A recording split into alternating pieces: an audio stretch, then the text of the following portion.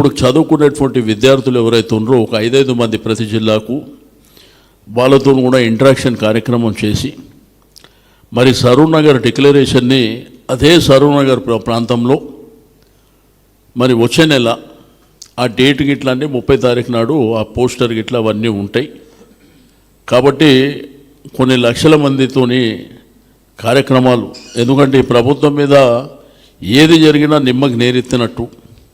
ఈరోజు చూస్తున్నాం వరి ధాన్యం విషయంలో కానీ మొక్కల విషయంలో కానీ రెండోది ఫీల్డ్లోనేమో ఒక పద్ధతి ఉన్నది 10 కేజీల తరుగు విషయంలో కానీ గన్ని బ్యాగ్స్ లేకపోవడం కానీ రెండోది కాంట్రోల్ పెట్టడం కానీ ట్రాన్స్పోర్ట్ లేకపోవడం కానీ అక్కడ ఏం జరుగుతలేదు కానీ ఈరోజు మంత్రి గారి స్టేట్మెంట్ చూస్తేనేమో అన్నీ మేము ఉంటామనే విధంగా మాట్లాడుతాం కాబట్టి ఏ విషయంలో ఏ సబ్జెక్టు తీసుకున్నా చెల్లడం లేదు ఈ యొక్క ప్రభుత్వానికి